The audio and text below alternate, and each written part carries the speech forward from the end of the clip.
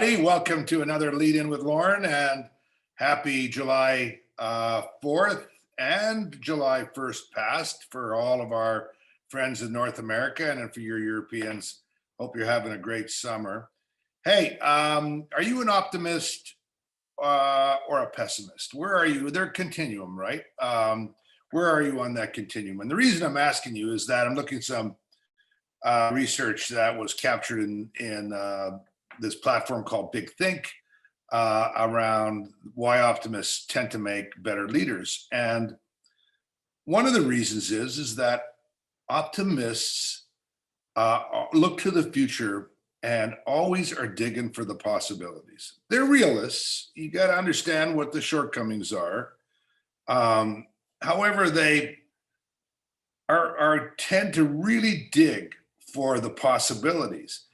And the U.S. Armed Services, which I think does some of the finest research on leadership for obvious reasons of anybody in the world, has noted that pessimists rarely win in armed conflict, rarely, because they tend to get caught on what's wrong and what's missing, whereas pessimists almost always prevail, because they look at the future, they see the realism, but they also explore the possibilities and they unleash a lot of creativity around it.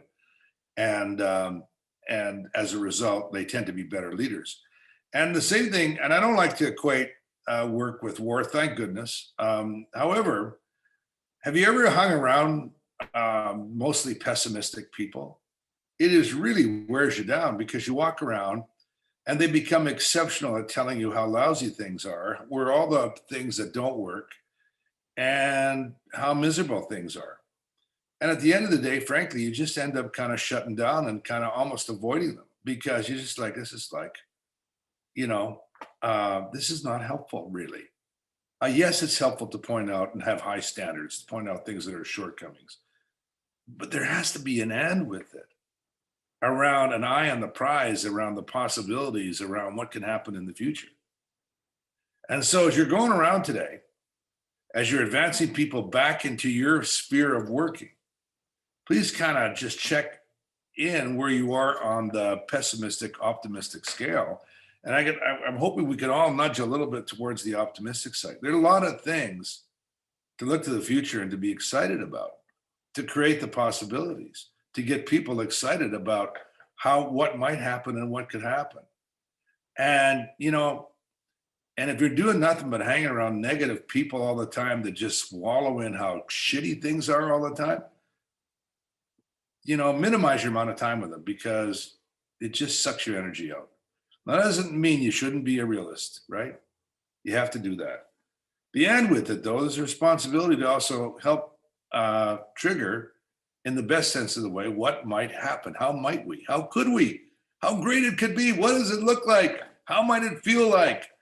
So as you kind of come in today with your team, as you start your week off, trigger some of that optimism.